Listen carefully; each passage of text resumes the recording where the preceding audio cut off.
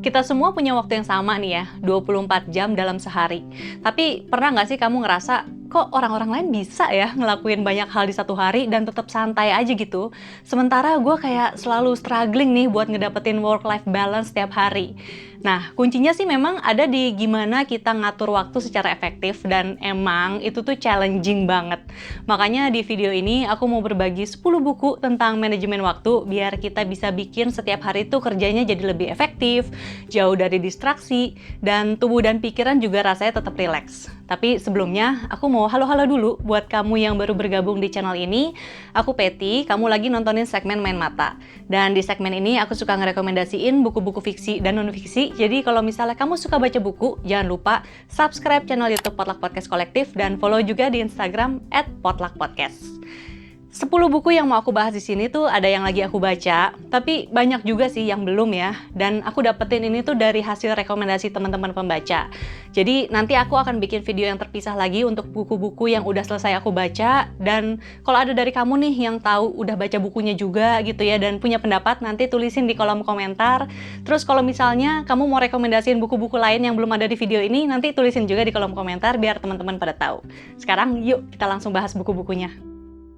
Yang pertama, The 7 Habits of Highly Effective People, ditulis oleh Stephen Covey. Kalau nyari buku tentang manajemen waktu, buku ini tuh salah satu buku yang direkomendasiin dimanapun dan oleh siapapun. Sesuai dengan judulnya, buku ini tuh berpusat di 7 habits. Jadi yang pertama itu kita jadi orang tuh yang proaktif, bukan reaktif. Terus yang kedua, kalau mau mulai sesuatu harus dengan goal yang jelas. Yang ketiga, prioritasin kerjaan kita. Jadi fokus ke hal penting yang bisa dijadwalin dan direncanain dulu, bukan ke yang dadakan.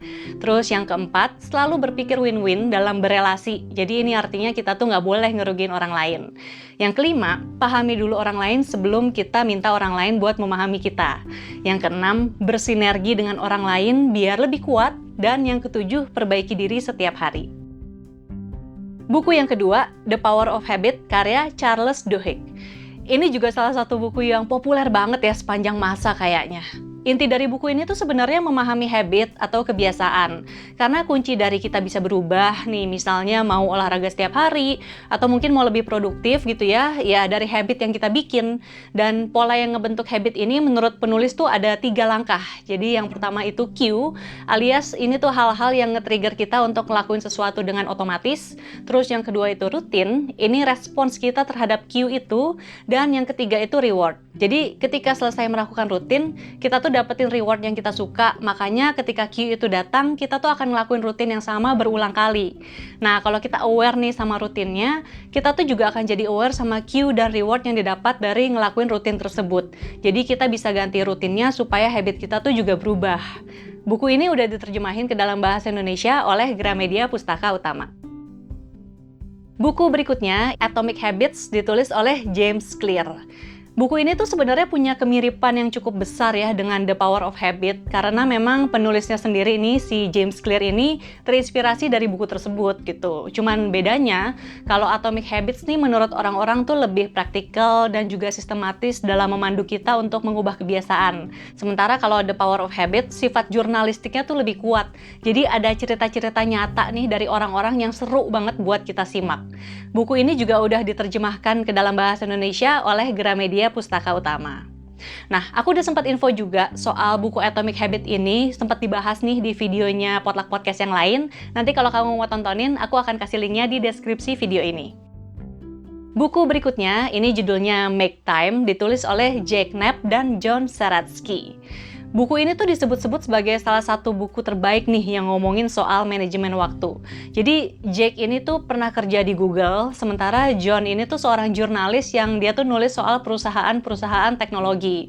Nah, berangkat dari pekerjaan mereka berdua nih ya yang sibuk banget, akhirnya mereka tuh bikin eksperimen untuk membuat sistem manajemen waktu supaya bisa dilakuin sama semua orang yang pengen bisa ngeluangin waktu untuk hal-hal penting di hidupnya.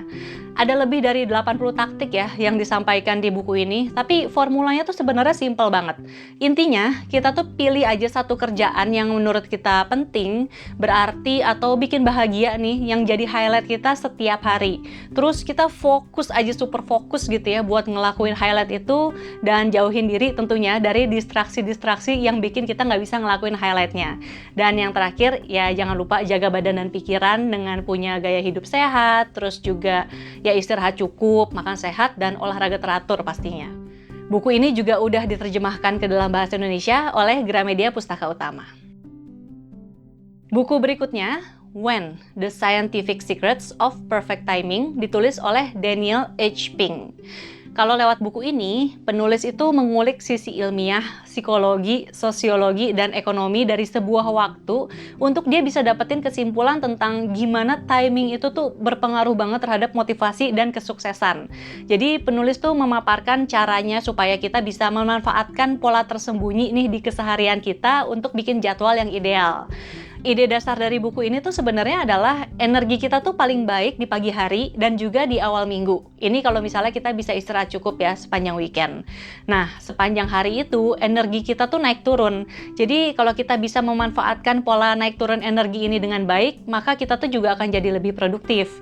Misalnya nih, daripada di pagi hari kita ngabisin waktu buat bales-balesin email atau ngecek sosial media ya, mendingan kita lakuin kerjaan yang lebih butuh kerjaan otak gitu ya, karena energi kita tuh lagi bagus-bagusnya.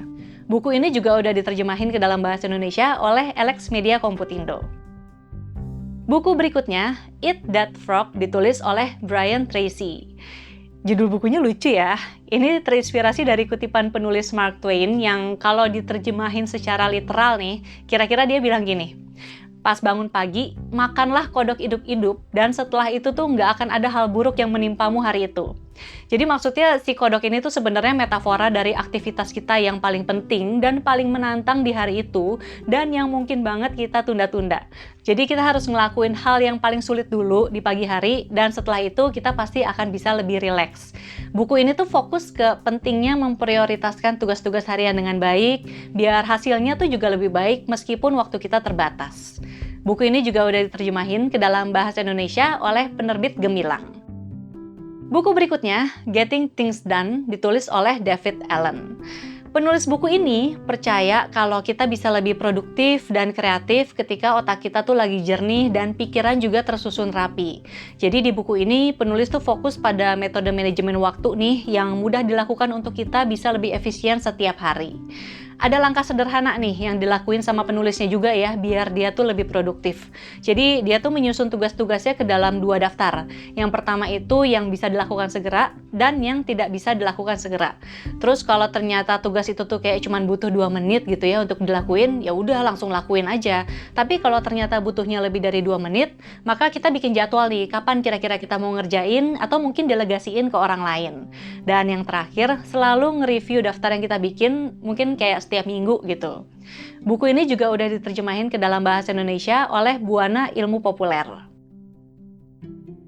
Buku berikutnya, 168 Hours, You Have More Time Than You Think, ditulis oleh Laura Vanderkam. Nah, kalau buku ini, dia tuh mau bikin kita stop ngomong, aduh, gue kayaknya nggak punya waktu deh buat ngelakuin hal itu. Apapun maksudnya itu ya. Jadi menurut Laura, waktu 168 jam dalam seminggu itu tuh cukup banget buat kita punya karir yang oke, waktu bareng keluarga, untuk olahraga, ngelakuin hobi, dan juga tidur enak. Makanya lewat buku ini, Laura tuh ngajak kita untuk nge-track waktu yang kita gunakan untuk setiap kegiatan nih. Jadi dia juga minta untuk kita ngelakuin hal-hal yang emang kita ahli banget untuk lakuin, dan stop ngelakuin kerjaan yang cuman bikin kita tuh kelihatan sibuk, tapi sebenarnya sibuknya tuh nggak berarti gitu. Dan jangan lupa cari bantuan orang lain kalau misalnya perlu, juga minta saran dari orang yang udah berhasil ngelakuin hal yang pengen kita capai. Buku ini juga udah diterjemahin ke dalam bahasa Indonesia oleh Alex Media Komputindo. Buku berikutnya, A Minute to Think, ditulis oleh Juliette Fant. Buku ini ditulis untuk orang-orang yang ngerasa sibuk itu sama dengan produktif, which is enggak kan ya. Jadi lewat buku ini, penulis tuh mau bantuin kita nih, biar kita bisa lebih punya kendali terhadap kerjaan setiap hari yang kayaknya nggak ada habis-habisnya aja gitu. Nah, di buku ini kita tuh diajak untuk mencari tahu dulu nih akar permasalahannya itu apa sih. Terus kita ambil jeda sejenak nih supaya kita bisa bikin strategi dan menyederhanakan langkah-langkah dan biar kita bisa lepas dari budaya sekarang yang kayaknya serba harus sibuk terus gitu. Buku yang terakhir, 4,000 Weeks, Time Management for Mortals, ditulis oleh Oliver Burkeman. Buku ini tuh isinya lebih memakai pendekatan filosofis dan spiritual ya, kalau dibandingin sama buku-buku manajemen waktu lain yang memang lebih praktikal. Jadi di sini penulisnya tuh kayak mempertanyakan norma-norma produktivitas modern ya, kayak kenapa sih orang tuh harus ngerasa sibuk terus setiap saat? Nah, Oliver tuh mau ngingetin kalau hidup itu singkat, terus dia juga menyarankan strategi untuk kita menghabiskan waktu mengejar hal-hal yang berarti. Selain itu juga di buku ini penulis maparin nih cara-cara mengatasi kecemasan akan hal-hal yang di luar kontrol kita dan juga lebih fokus ke hal yang kita kerjakan sekarang dibandingkan mengkhawatirkan apa yang ada di masa mendatang. Itu dia tadi 10 rekomendasi buku buat ngebantu kita ya biar bisa ngatur waktu dengan lebih efektif.